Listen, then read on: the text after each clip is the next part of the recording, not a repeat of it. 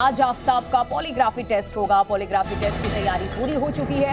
Rohini FSL centre में polygraphy test आज आफ्ताब का होना है। एफएसएल सेंटर में होगी ये टेस्ट। आफ्ताब की पॉलीग्राफी किसी भी वक्त पुलिस आफ्ताब को लेकर के पहुंचेगी।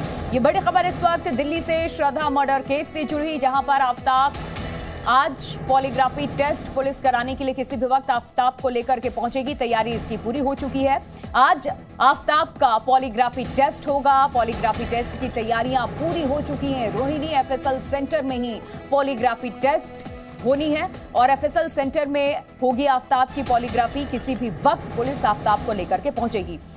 तमाम ये अपने गांव में स्टेशनरी बिजनेस शुरू करके हर महीने 2 लाख कमा रहे हैं। आपके गांव में भी ये करना है तो फ्रीडम ऐप को अभी डाउनलोड कीजिए। प्रमोद, क्या अपडेट आपके पास और कितना वक्त दिल्ली पुलिस पॉलीग्राफी टेस्ट के लिए लेकर के कितनी देर में पहुंचेगी आफ्ताब को?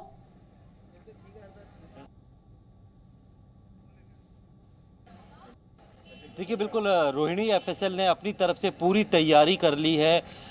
एफएसएल रोहिणी के अधिकारी को कहना है जैसे ही दिल्ली पुलिस आफ्ताब को लेकर यहाँ आएगी तो 10 से 15 मिनट के बाद उसका पॉलीग्राफी टेस्ट जो है वो शुरू कर दिया जाएगा। लेकिन अभी तक पुलिस ने कि वो किस वक्त आफ्ताब को लेकर पहुंचेगा सुरक्षा कारणों से, लेकिन आज ही आफ्ताब का जो है पॉलीग्राफी टेस्ट होगा। 1 घंटे का ये टेस्ट होता है और इस टेस्ट के जरिए दिल्ली पुलिस ये जानना चाहती है कि जो कहानी आफ्ताब ने अभी तक उसे सुनाई है उसमें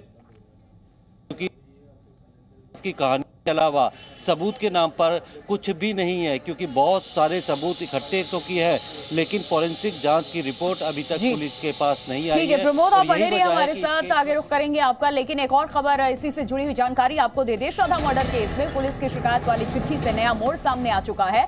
श्रद्धा ने 23 नवंबर 2020 को पुलिस से आफ्ताब की शिकायत भी की थी। जी न्यूज के पास इस शिकायत की कॉपी भी मौजूद है।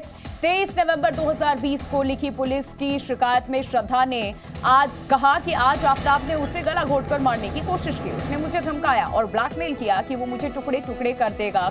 येशा और प्रमोद, 2 सहयोगी इस वक्त हमारे साथ बने हुए हैं। प्रमोद, आपका अब रुख करते हुए आपसे हम जानना चाहेंगे, क्योंकि पॉलीग्राफी टेस्ट पर सबकी निगाहें टिकी हुई हैं कि इसमें आफ्ताब की तरफ से क्या कुछ कहा जाता है। लेकिन ये जो चिट्ठी श्रद्धा की तरफ से सामने आई है कि 2020 में इन्होंने एक शिकायत भी दी थी, आफ्ताब टुकड़े कर देगा श्रद्धा के, ये डर था श्रद्धा को तब भी 2 साल तक ये सब कुछ सहती रही। क्या इसके पीछे कुछ और वजह है, कोई बड़ी बात जो अब तक आफ्ताब छुपाता रहा है सबसे? सच्चाई क्या है? रेप के आरोप में दिल्ली के तिहाड़ जेल में बंद है। उसके ठीक बाद एक वीडियो जो आज ये फिर सामने आया है। बिल्कुल, जिस तरीके से ये चिट्ठी सामने आई है। प्रमोद, आपका रुख करेंगे लेकिन इसी सवाल के साथ, क्योंकि आपकी आवाज नहीं पहुंच पा रही है। येशा का रुख मैं कर रही हूं। अब येशा, इसी चीज को मैं आपसे जानना चाहूंगी। मुंबई में आप मौजूद है, सब कुछ शुरू होता है उसी मुंबई शहर से। वसई पुलिस को ये शिकायत जब श्रद्धा ने दी थी तो इसमें ये क्लियर उन्होंने किया है कि किस बात का उन्हें डर सता रहा है। जान भी ले सकता है आफ्ताब। क्या पीछे कुछ और वजह है, कुछ ऐसी हिडन स्टोरी है, कोई बात है जो घर वालों की तरफ से किसी और इशारा किया गया है? श्रद्धा के साथ ऐसा बर्ताव हो रहा था, वो क्यों बर्दाश्त कर रही थी ये सब कुछ? जी प्रिया, जहाँ तक कि हम श्रद्धा की बात करें तो श्रद्धा ने बार बार लगातार ऐसे अपने दोस्तों से कहा था कि आफ्ताब उसे मारता है, पीटता है। यहाँ तक कि उसने अपने दोस्तों से मदद भी मांगी थी। एक ऐसे चैट भी सामने आया था जहाँ पे श्रद्धा ने ये खुद कहा था कि आफ्ताब उसे छोड़कर जा रहा है और अब जो है पूरा मामला सॉल्व हो जाएगा। यहाँ तक कि जहाँ श्रद्धा की बात करें तो श्रद्धा ने अपने एक दोस्त को ये भी कहा था कि उसके मोबाइल में एक ऐसा सीक्रेट वीडियो है जिससे अगर आफ्ताब उसे ज़्यादा परेशान करे तो वो उसको एक एज अ की यूज़ करके पुलिस के पास जा सकती है। लेकिन अभी फ़िलहाल जहाँ बात करें तो श्रद्धा का मोबाइल भी अवेलेबल नहीं है और वो वीडियो पे क्या ऐसी सीक्रेट है वो किसी को पता नहीं है। तो ये एक बात सामने आ रही है। लेकिन जहाँ हम आफ्ताब की बात करें तो आफ्ताब के परिवार वालों को भी ये बात पता थी कि आफ्ताब श्रद्धा को मारता है, पीटता है। उसके बावजूद भी हर बार जब मारपीट का वाक़या होता था उसके बाद श्रद्धा को बहलाया फुसलाया जाता था, उसे कन्विंस किया जाता था।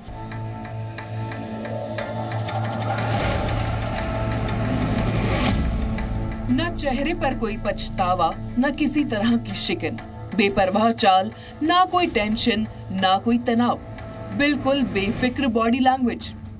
इसे देखकर कौन कह सकता है कि एक बेरहम कातिल हो सकता है?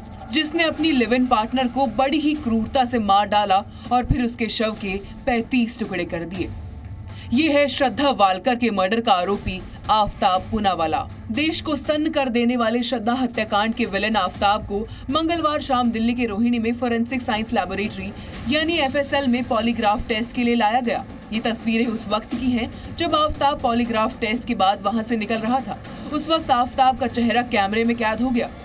जैसे ही आफ्ताब को इस बात का एहसास हुआ, उसने तुरंत अपना मास्क ऊपर कर लिया।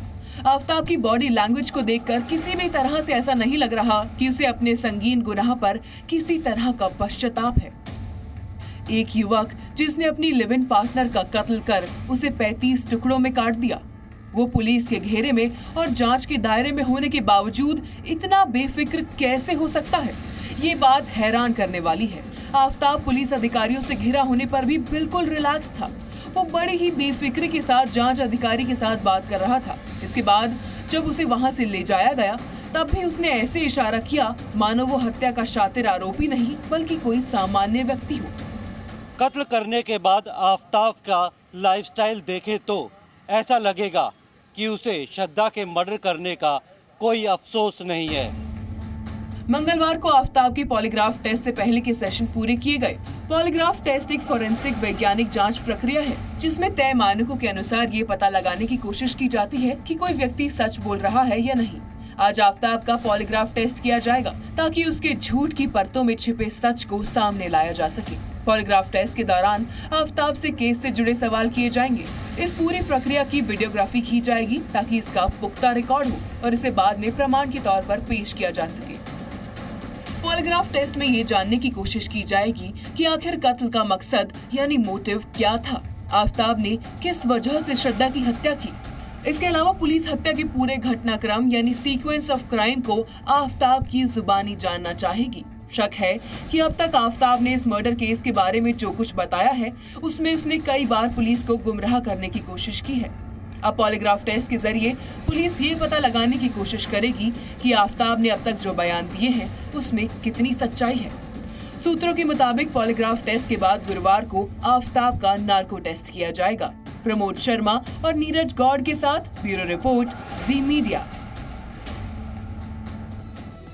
तो ये 3 तस्वीर इस वक्त हम आपको दिखा रहे हैं। श्रद्धा मर्डर केस गुत्थी अब तक नहीं सुलझ पाई है। पुलिस लगातार तमाम राज्यों में जांच पड़ताल कर रही है, लोगों के बयान दर्ज कर रही है, लेकिन श्रद्धा का मोबाइल फोन मिसिंग जो एक स्ट्रॉन्ग एविडेंस के तौर पे काम आ सकता है आफ्ताब के खिलाफ। उस मोबाइल फोन में क्या ऐसी चीज थी, कौन सा ऐसा वीडियो था जिसका जिक्र श्रद्धा की तरफ से भी किया गया था?